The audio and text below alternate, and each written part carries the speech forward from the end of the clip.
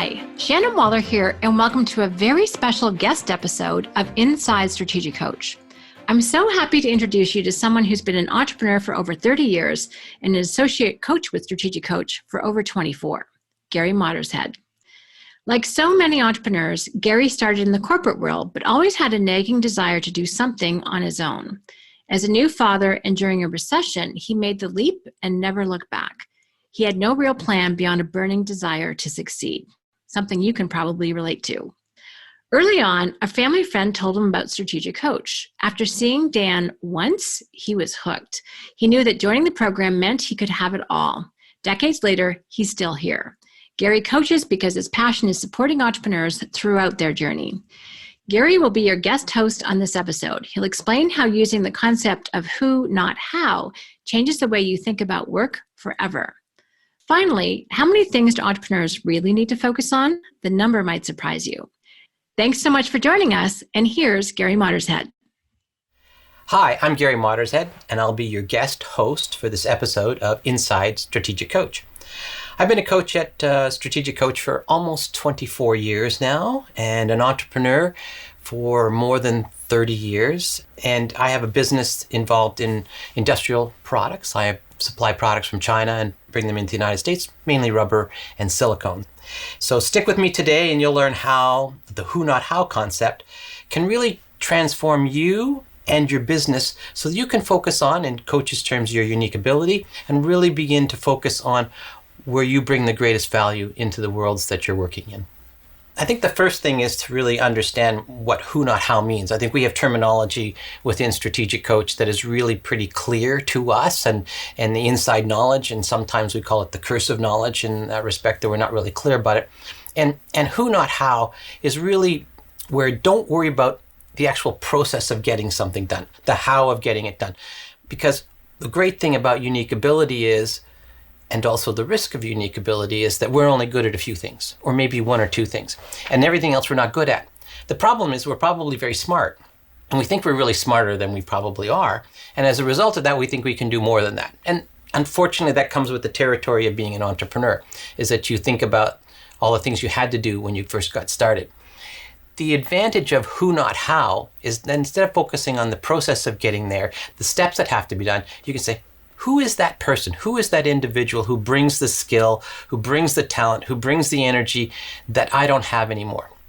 When we get into an area, when we start working on something that we're not really good at, it becomes complex for us. And I know we'll talk much later on about simplicity and complexity, but the reality is when something gets complex, we're not really doing anybody any good, including ourselves. It takes longer, it's confusing, we don't do a really good job at it. So point of who, not how is about saying, yeah, when I'm doing something, I'm at my best. I'm a simplifier. I create structures, I create systems, but I don't operate in them. And so what I've found is before Dan could name it, and I love the fact that Dan names everything, it just really gives a title to it, it gives a focus, it gives an energy, and other people gravitate to it. That's why naming is so important, and he's a master at it. And I've known him for almost 30 years now, so I get to see that, him in action and all the things that he's done. But for me, what it did was I recognized way back when we started talking about unique ability, I've been a coach client for 29 years, as I said, I began to realize that, well, I don't have to do everything. I may be smart enough, but can I be smarter? Can I take the intelligence and the smarts, put them both together and say, well, I'm not really good at doing certain things. I've struggled with coach in some respects because a lot of the people that would come into the program would be in financial services. Their back shop was all set up, the big companies would do it all, and so they just had to go out and sell. And I thought, man, that's so easy. Why can't I just go out and sell? I felt that even when I was working at DuPont long before I was an entrepreneur. But my skill was never just to go out and sell. My skill set was always around, and my unique ability was always around figuring out something that was complex, making it simple, and being able to explain it in a way that other people could take action. And so long before Dan talked about who, not how, I started to say, I was always at my best when someone else was selling for me. And I go, wait, I'm talking to all these people. I've been now coaching these guys and they all sell and I'm not the seller. Can I sell? Of course I can sell. I had to do it. I would talk people into doing things that they might not have thought about. But I always sold from a place of helping them grow. I used their motivation to help sell as opposed to me always having to be motivated. So I'd figure out what was going on with them, I'd figure out what I could do, and then I would help them achieve what they wanted to by, quotes, being smart and utilizing my unique ability. So for me, that meant all the other activities in the business had to be done by somebody else. So a cute little story, as I recall, as I'm thinking about this, was when I first got the business going 20 years ago, and I didn't really have any support, and I got into it. We got an order. Yes, we got an order. Perfect.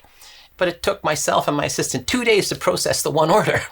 And I go, this isn't going to work. We're never going to grow this business if this is what we have to do to try and figure this out. So really early on, I had to figure out who was going to do this, how it was going to get done. And I actually went back the next day and I wrote a process out of what we have to do, of what the customer has to do, and what our suppliers need to do. And I put it on a piece of paper and I handed it to my assistant. She says, that's great, you've missed a few steps. I said, perfect, now it's yours. I said, you're going to do this. I'm not going to do this part. And as I spin it a few years later, because there's always incidences that you have in your life. And I remember when my second biggest customer was saying, my company, GCP Industrial Products, was difficult to do business with. I looked at, they're doing business with me. I'm the difficult one. I said, I got to get out of customer service. When somebody says something is wrong, I know what I want to tell them. I can't say this on the video, but I know what I want to tell them.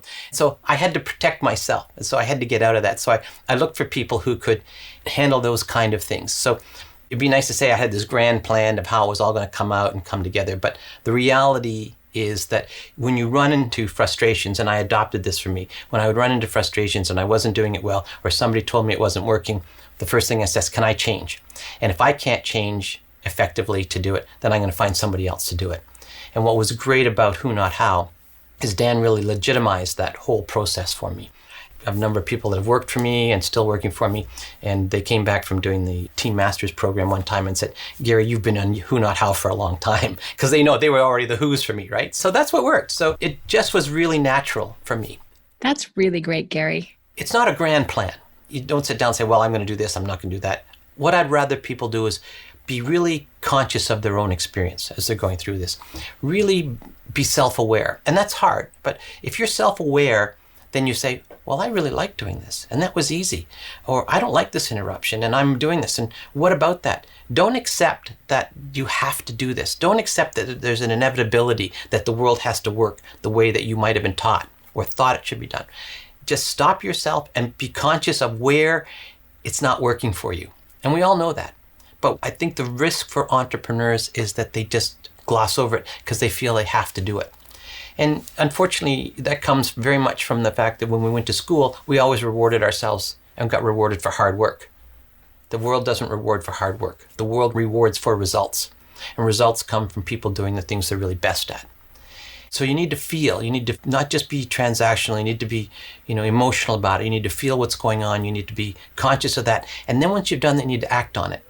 And the key is acting with confidence so that you begin to think of who needs to be in that spot. What's the skill set I need to be? And the challenge they also have is they don't necessarily do it right the first time. So they want to pull back. You have to continue to go down the path. We were never very good at hiring. And I said, you know what? We have to stop that. We have to get good at hiring. And so what do we have to do? I don't do the hiring. Okay, I'm involved maybe at one set of interviews. I see people and I don't even look at their resume because they've got to me already by the time I'm looking for how they fit and what their personality is and how it's going to work. But the rest of it's all been decided by other people. So when you take the step of learning what you're good at, not good at, and then trust the people who you've put in those spots to do that work. You watch them, but you have to trust them. That's really great. So right now, it's great, but it's scary, is that I don't really know what's going on. And I said, I want some updates. I still need the information. And so I haven't had a lot of that, but I know things are happening. I know the websites are being redesigned. I know we've hired people to come and work in sales activities who were not our strength. I know that there are new opportunities going on that I'm not involved with at all. There are meetings taking place that are actually educational meetings with our customers, and I don't need to be in any of those. A number of those things I would have thought to be my strengths, but I've got people in those roles who actually can complement what I do without me having to be there. And so that brought me to the point as we evolved this, what do I do? Well, my job is really looking after the people. I call myself really the head coach and chief collaboration officer, are really the way I see my role evolving to, even though, got president, and I said, those are things I want to get out of. Well, I'm a coach, so that's why being head coach. So I look at what can I do to help grow 3 different audiences that I have. One is the audiences of my team, one is my customers, and the other is our suppliers. How do I help each one of them grow? Because our goal as a company, our purpose is to help people and organizations grow. So I can stay right in that lane. What's really nice is I can stay in that lane and I know what I'm good at. Now I know what I'm looking for. So even though I have my own business and I come here to coach, they both complement each other now. So what I do as strategic coach needs to go back to my work, and what comes from work comes into strategic coach. They, I think, enhance all of the relationships that I have and mine. And now I'm not conflicted. There was a time when I first did this early on, more than 15 years ago, I was kind of conflicted. Who was I? Who, not how, has gotten rid of the conflict and put me in that spot. So where does it take you? So the company is operating on its own. The company is growing on its own. I participate where I want to participate. And now it frees me up to operate into the free zone. So a couple of things that we're doing, much like this, I'm writing another book right now. It's called 2020, From Hindsight to Foresight. What have we learned in the last 20 years that'll carry us to the next 20 years? Or the other byline is future-proofing your world. So it's not all the things that are going to happen, but it's how you think about it. And that is allowing me to take all the things that I've done, both coaching and in my own work, and put them into a format that I believe will be valuable not only for my team, but also for others, and how to think about the world going forward. And then I'm doing a podcast. I always have in each one of my workshops, clarity generates confidence is one of the 3 things. So the podcast is called Clarity Generates Confidence, and it's called Bringing Out the Entrepreneur in You. And so not everybody's going to be an entrepreneur, but everybody has to make decisions. Everybody's got to face these things. So where does that put me? We're going to take this company, which is really an industrial product supply company, and give it 2 faces. One of all of our products, which I won't be involved in the other at all. And the other is helping organizations grow. And it's going back to the industrial world that never gets this kind of training. They don't tend to come to strategic coach. So I see a space that, because I'm one of 16 or 18 other coaches in the world, that nobody's in, that I can be in that space. I don't have to trample on top of anything that strategic coach does. I don't have to be on top of what anybody else does. It doesn't have to be in the financial service businesses. I can go into a world where they need this. They appreciate that. They're like me. They have businesses. They're older in the sense that they're thinking about what their retirement might be or what succession might be, but they don't know how to think about it. And because I've been in their world, I can help them think about that. That's one aspect. And the other one, which is even in some respects more exciting, is always think of something that's new, what's coming next. And having the opportunity to be involved in Abundance 360 and be here at Coach and thinking about the tools is, how can I bring technology into our world? And right now there are 3 technologies that can make a difference in our industrial supply, product moving world. One is artificial intelligence. The second is blockchain. And the third one is 3D printing. Blockchain is going to happen with or without us, so we'll just make sure we're totally digitized so we can be on that platform. 3D printing is coming. Not all the materials are there. I'll let those who have, more money and time to go put that together. But AI, I think, is where we can make a difference. Forever in the world that I remember, and I've been working now more than 40 years, there's always been a disconnect between manufacturing and sales. There's always been more capacity than they're selling, or there's more sales than there's capacity. And I want to change that. The traditional way of changing it is by just using inventory. So putting more muscle to it, putting more energy. I want to use technology. And I want to take AI to create a predictive model for as close as we can get to what's going to be the demand for products. Get that demand kind of approved by our customers, but sent to the factories. So like Dan, I do a little bit of naming, and I want to have the 70-30 supply solution. How can we supply 70% of the product they need within 30 days of them ordering it? And the reason why it'll take 30 days, it takes 30 days to bring it from overseas into the US. Really, it means it has to be ready by the time they order it. So we've got to predict that. And I can't do it on my own. Come back to who, not how. I can't do that on my own. To me, I don't know why it's not done yet, but I'm not seeing it out there anywhere. So I think there's an incredible free zone out there that puts us in a position as we develop the model, the regression models, using economic data along with historical data, and being able to really bring to the world where they'd have to have a lot of capital and just bring technology to it. So, in all honesty, I never know where all these things go. I see a problem, I've been watching it for a long time, and now I think there's a solution out there. And so we're going to go down that space. So the impact filter is a big one for me. The strategy circle, how we're going to do that. The experience transformer, we're not always going to win. We're going to, quotes, fail or learn sometimes through that. And using those tools, using those muscles, and who, not how, and collaboration, to me, has got to be a big part of this as we go forward. We're going to stay in an old business. I had this conversation just recently with Dan, And I got to say, Dan's been a great inspiration in my life. But I remember coming into my very first intro presentation with Dan, which was in April of 1991. And I sat in that room that day and he talked about the great crossover. And I actually mentioned this to Dan last week as we were talking at their place. And I said, you're the first person who's thought about the future the way I do. Either we're both crazy or you're onto something. I said, I'm going to stick with you that you're onto something. And it was, and it's been, and we've been that way. And I feel that way again now, that we have this great opportunity in front of us because he sees the world in a way that other people don't see it. And you're absolutely right. I don't have to do everything. The business is running. I keep in touch with it because I'm excited about it. But I just look at our customers, man, if we can shorten the supply chain from 90 to 120 days down to 30, 45 days, we give them a distinct advantage. And people will wait that long, but they won't wait 3 months for something. It's a very simple business. So that excites me. So I think we can revive our own business. I think we'll always be in products. Products are always going to go.